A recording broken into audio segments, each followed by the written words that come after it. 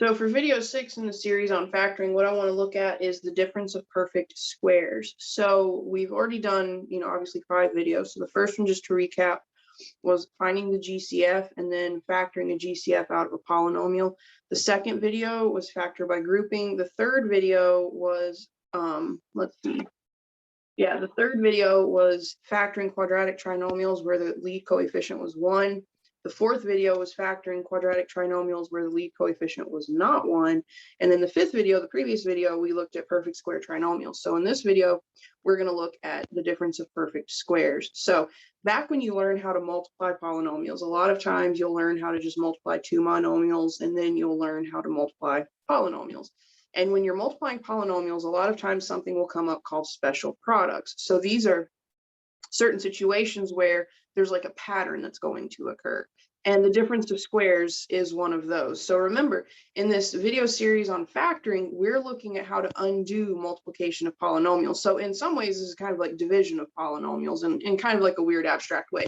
So again, we're undoing the distributive property, or we're undoing the FOIL method. And then we're going to look at one other thing in the 7th video where we just do something entirely different. But let's go ahead and get started. Okay, so in this video, again, we're going to look at factoring the difference of squares. So factoring the difference of perfect squares. So there are a couple things that you need to make note of. We are talking about the difference of perfect squares. So we're going to be starting with a binomial. Okay, so basically this is going to be a binomial where we're very specifically subtracting. So we start with 2 terms that are perfect squares.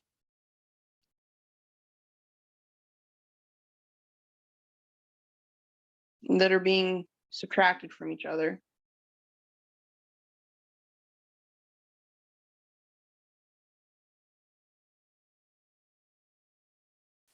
So when we talk about the difference of perfect squares, we're starting with something like this: a squared minus b squared.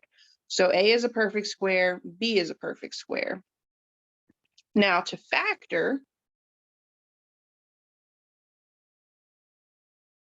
we use a formula.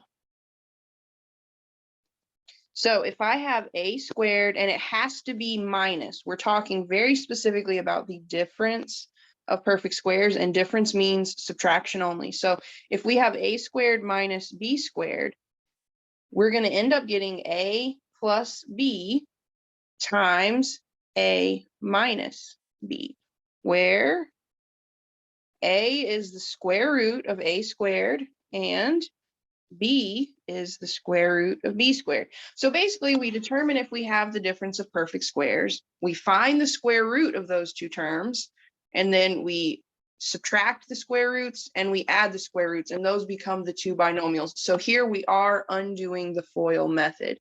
So again, this will undo the FOIL method. And then let's consider a plus b times a minus b. Let's make sure we believe that the answer to this, if we were to FOIL this, really is the difference of 2 perfect squares. So if I take the answer that we have right here, and I go ahead and I FOIL it, I would get a times a, which is a squared. I would get a times b, which is minus ab. I would get b times a, which is plus ba. And then I would get b times negative b, which is minus b squared. Now, AB and BA, they look like they're different terms, but they're not. Multiplication is what we call commutative. That means A times B is exactly the same thing as B times A. So if you want to, you could think of it like this.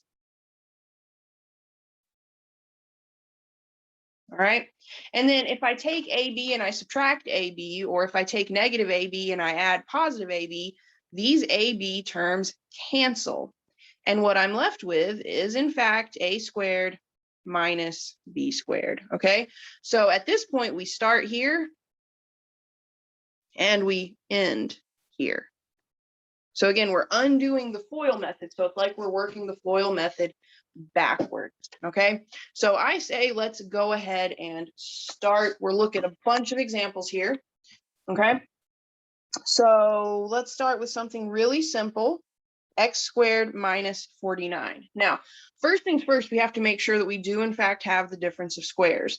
When you're dealing with variables, you know you have a perfect square if your exponent is even, okay? So we do have x squared, the exponent is 2, which is even. So what I need to do first is figure out the square root of x squared. Well, the square root of x squared, what you do is you keep the variable, you divide the exponent by 2, so 2 divided by 2 is 1, so we get x to the first power. Now, for 49, you either just have memorized some of your perfect squares or not. You're welcome to use a calculator to determine your perfect squares, like the square root of those, or you can use a multiplication table to a certain point, but just take it on faith. The square root of 49 is 7. So now what we can do is we can take those square roots, we add them, and then we subtract them. And that is literally it. This right here, let me do it in a different color. Let's say red. This right here is your final answer. And just for this one, let's go ahead and check. Okay, so we can check by foiling. So I have x plus 7, x minus 7. So I start with x times x, which is x squared. I start with x times 7, or x times negative 7, which is negative 7x. I then move over here to the 7. 7 times x is plus 7x. And 7 times 7, or 7 times negative 7 rather, is negative 49. And what do you notice about those middle terms? They just collapse out. Negative 7x plus 7x is 0. So we're left with x squared minus 49. And that's it. Now, I will say the difference of squares comes up a lot, okay? And you're going to see this not only in any kind of unit where you're factoring, but when you start dealing with rational expressions and rational equations, you do a lot of factoring, and this comes up a lot then too. All right, let's keep looking at examples. All right, so next up, let's say that we have 4x squared minus 25. Well, the first term, 4x squared, is a perfect square. And the square root of this, well, the square root of 4 is 2. The square root of x squared is x. And then we have the square root of 25. That's just 5. So I take those square roots. 2x is kind of like your a. 5 is kind of like your b if we go back to that original formula here. All right. So I take 2x, I add 5. Sorry, that's a little messy. And then I take 2x and I subtract 5. And if at any point you doubt yourself, FOIL it out, double check your work. All right. Let's say I have x squared plus 100. Okay. Now, if we go back to this first slide right here, we say that we're factoring the difference of squares, and difference, remember, means subtract. So this right here only works for the difference of squares. So right here, we have the sum of squares. See, we've got the sum. So we have the sum of squares, and the sum of squares is prime. So be on the lookout for that. The sum of squares is prime, okay? So next up, I have 16x squared minus 81y squared. So the first term, 16 is perfect square, x squared is a perfect square. The square root of this is 4x. For the second term, 81 is a perfect square, y squared is a perfect square, and its square root is 9y. So to factor this, I take these two square roots here and here, I add them,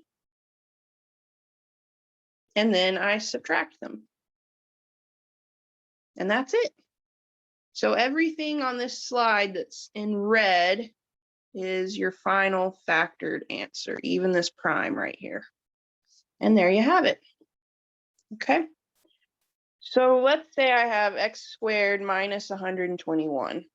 Well, we know x is a perfect, or x squared is a perfect square, and its square root is x. 121 is also a perfect square. You might not remember it, but its square root is 11. So I take these two square roots, I add them, and then I subtract them. And that's it. It's really that simple. Okay.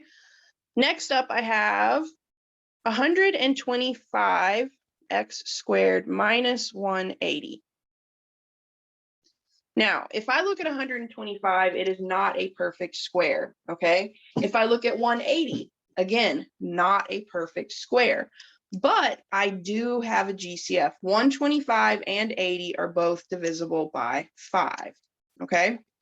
So I'm going to go ahead and factor out a GCF of 5. This is one thing that I sometimes am a little bad about mentioning. The first step you always look for when you're factoring is if you have a GCF or not. And in this case, we do have a GCF. So let's see what happens when we factor out the GCF of 5. So I write down my GCF and then a set of parentheses. I divide each term by the GCF and the result goes inside those parentheses. So 125 divided by 5 is 25, and then keep the x squared. 180 divided by 5 is 36.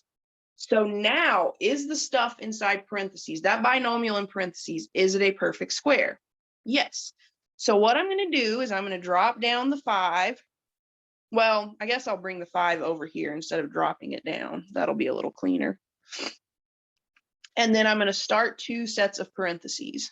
Now, first term inside parentheses is a perfect square, and its square root is 5x. So the square root of 25 is 5. The square root of x squared is x. 36 is a perfect square. Its square root is 6. So now inside these 2 sets of parentheses, I want to write 5x plus 6. 5x minus 6, and that's my final answer. Just don't forget your original GCF, okay? Without the original GCF, the answer would be incorrect. Okay, let's look at this one. Let's say I have 2x squared minus 72. So again, looking at this right off the bat, you're like, what in the heck? This isn't dealing with perfect squares. No, it's not. 2 is not a perfect square. 72 is not a perfect square. But do I have a GCF? In this case, yes. 2 and 72 are even, so they at least have a GCF of 2. All right, so they at least have a common factor of 2, I should say, but the GCF, the greatest common factor, is in fact 2. So I divide it out. When I divide 2x by 2, I just get, or 2x squared by 2, I just get x squared. When I divide 72 by 2, I get 36. So I'm going to write equals my original GCF, and then I'm going to go ahead and start my parentheses for the factored form of x squared minus 36. So x squared is a perfect square. Its square root is x. 36, we already know from the previous example, is a perfect square. Its square root is 6. So let me fix this equal sign. So I take these 2 square roots, okay, right here and here, and I add them, and then I subtract them. And that's my final answer. So always be on the lookout for those binomials where you have a GCF first, because it may not be clear that you could factor further, okay? Let's say for the next one I have 64x to the 6th minus 49z to the 4th, okay? So in this case, 64 is a perfect square, 49 is a perfect square, and then we're dealing with something a little different with our variables. Our variables are not just squared. X is raised to the 6th power, z is raised to the 4th power. And what I would like to remind you is as long as the exponent on a variable is even, it's a perfect square. So for 64, x to the 6th, the square root is going to be 8x to the 3rd, okay? So the square root of 64 is just 8, and then for the x to the 6th, you keep the x, and then you divide the exponent by 2.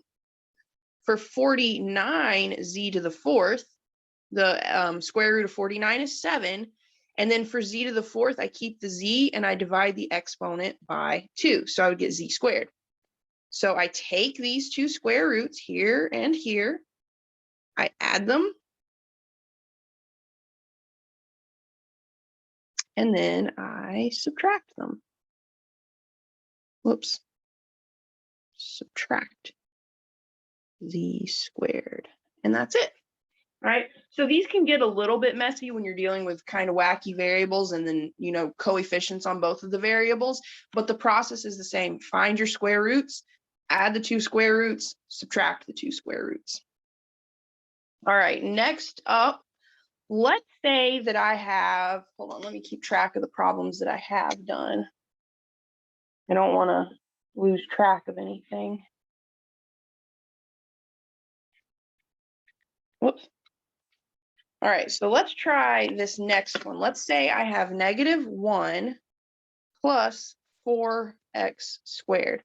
So you can see that 1 and 4x squared are perfect squares, but we do not have the difference of squares. We have the sum of squares. This also isn't in standard form, but can we work this around so that we could factor the difference of squares? And the answer is absolutely. So I would just want to put this in standard form. So standard form is highest degree to lowest degree.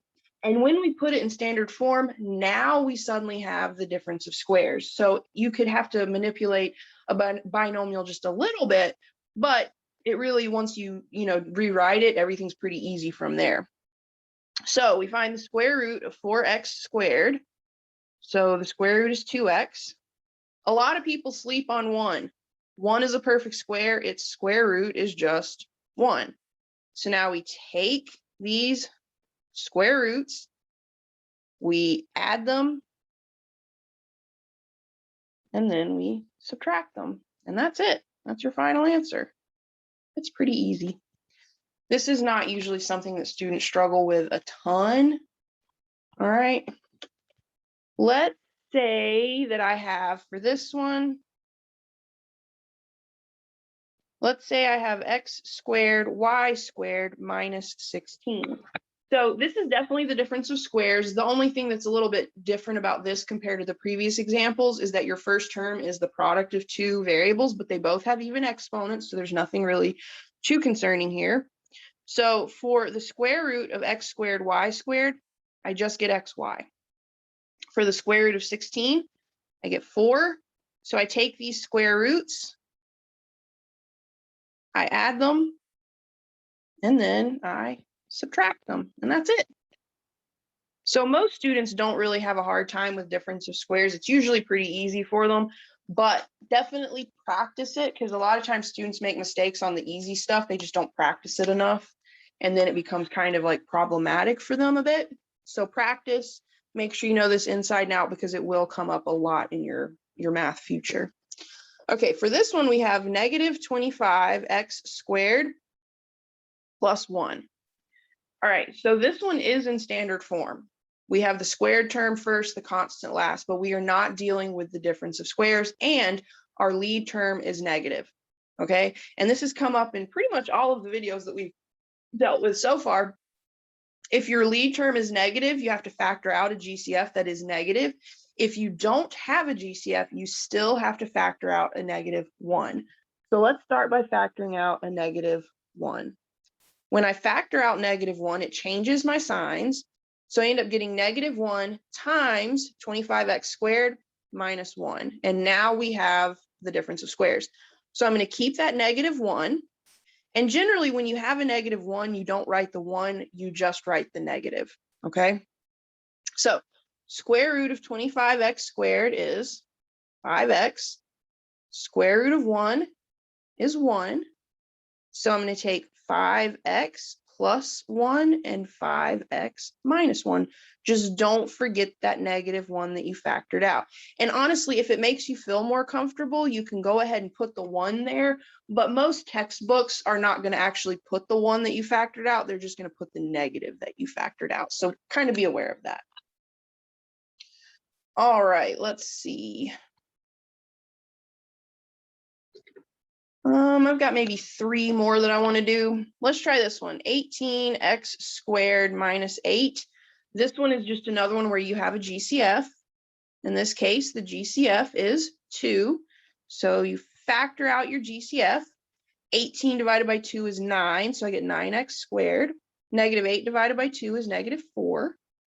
So when I factor it, just make sure you bring over that original GCF. Without that original GCF, your factored form is incorrect, okay? So now 9x squared is a perfect square, and its square root is 3x. 4 is a perfect square, and its square root is 2. So then I get 3x plus 2, 3x minus 2, and that's it. Just don't forget the stuff you factor out initially. So where we have this GCF of 2, and then for this problem up here, we technically had a GCF of -1. Don't forget that original GCF in your final product, okay? Now I've got, let's see, 3 more that I want to look at. So first of all, let's look at this one. For some reason, as soon as a fraction enters a student's, homework, they flip out, even though at this point you should be really good at fractions, okay? So when we look at this one here, we've got 1 over 100. 1 is a perfect square, 100 is a perfect square. So we can go ahead and say this fraction, it's fine, it's going to be a perfect square. So we look at x squared. We already know that x squared has a square root of x. And then 1 over 100, we can basically take the square root of the numerator and the denominator, and this simplifies to simply 1/10. So I come up here, and I get x plus 1/10 times x minus 1/10, and that's it. So this could be factored pretty easily. That's it. Kind of fun, not too bad. All right. Let's look at 2 more. And the last 2 that I'm going to look at, they're not hard, but they do have a little extra something to them. And so it's easy to get a little lost or end the problem early. So let's say we have x to the 4th minus 1. Okay, so on the surface, this is really straightforward. The square root of x to the 4th is x squared. The square root of 1 is 1. So I would say I have x squared plus 1, x squared minus 1. But what do you notice about x squared minus 1? Well, x squared minus 1 is the difference of squares. So really what I need to do is I need to come down here. I leave the, let me come down a little further. I leave the x squared plus 1 alone. The sum of squares cannot be factored, but the difference of squares can be factored. So right here, when I look at my x squared, the square root of that is x. When I look at the square root of 1, I just get 1. So I now take these square roots, I add them, and I subtract them. So be on the lookout for something like this, where the initial factored form can be factored further. It doesn't come up a ton, but it does come up. I can almost guarantee it's going to be in your homework at some point. Okay, so again, x squared minus 1 originally factored to x squared plus 1 times x squared minus 1, but x squared minus 1 right here was the difference of squares. So we had to factor it again. Just don't forget to bring down your original factored binomial, the x squared plus 1. Let's look at another one like this. We have x to the 8th minus 256. Okay, so x to the 8th is a perfect square. 256 is a perfect square. All right, so let's start. So the square root of x to the 8th is x to the 4th. The square root of 256 is 16. So I come over here and I would get x to the 4th plus 16, x to the 4th minus 16. So what do you notice about this problem? Hopefully you notice that x to the 4th minus 16 is the difference of squares. So we bring this all down, and I've got x to the 4th plus 16, and then x to the 4th minus 16 is going to get factored. So the square root of x to the 4th is, whoops, let me fix that, that's too messy. The square root of x to the 4th is x squared. The square root of 16 is 4. So these two square roots are going to go in parentheses. So I'm going to get x squared plus 4, x squared minus 4. Well, what do you notice about this newest factored form? We've got x to the 4th plus 16. That's the sum of squares. We have x squared plus 4, which is, again, the sum of squares. Both of those are prime. But look at this. We've got x squared minus 4, which is the difference of squares. So I'm going to bring it down again. So I have x to the 4th plus 16, x squared plus 4. But now x squared minus 4 gets factored. So the square root of x squared is x. The square root of 4 is 2. So I now take these two square roots and I plug them into the parentheses, and I get x plus 2, x minus 2. So believe it or not, that was kind of a lot of work, but all of that, x to the 8th minus 256 in factored form, is truly x to the 4th plus 16 times x squared plus 4 times x plus 2 times x minus 2. So be on the lookout for these last two examples. They'll happen from time to time. It's not going to be a huge part of what you do, but it will show up. So a quick recap. Here we're factoring the difference. Difference means subtract of perfect squares. So basically we're starting with two terms that are perfect squares that are being subtracted from each other. So in generic form, we would be dealing with something like a squared minus b squared. And to factor, we use a formula. It just so happens that a squared minus b squared equals a plus b times a minus b, where a is the square root of a squared, b is the square root of b squared. And this is something, this format right here, the a plus b times a minus b, this is something that comes up when you're multiplying polynomials. You'll have examples like this where you're multiplying what we call conjugate pairs. So a plus b, a minus b, another technical term for that would be conjugate pairs. And when you FOIL that out, the middle terms just collapse down on each other and you are left with the difference of squares. That's always going to happen. So we now know that the difference of squares is always going to factor into conjugate pairs. And we did lots of examples. One thing I do want to make note of is this one right here. I'm going to circle it a few times in green. I just kind of glossed over this a little bit until we got to those last two examples, but the sum of squares is prime. This factoring that we're doing is only for the difference of squares, which is subtracting. If you're adding two squares, the result is just prime. So we looked at some more examples where we had to factor out a GCF, or we had a lead term that was negative that had to be dealt with. And then finally, we dealt with situations where you had a fraction, or the situation x to the 4th minus 1 and x to the 8th minus 256. We looked at those examples where you had to factor multiple times. All right. So that is the lesson on difference of squares. The next video is going to be the sum and difference of cubes. And just kind of forewarn, sum and difference of cubes doesn't come up a ton, but it's worth knowing, okay, because it does come up from time to time. And I think I've decided that instead of doing a 7-series video on just factoring, I'm going to do an 8th video where I look at solving quadratic equations by factoring. Okay, so I think I'm going to add an extra video after all at the end. All right, so make sure you're watching these in order. Practice, practice, practice, because all of this factoring comes up when you get into rational stuff. All right, take care.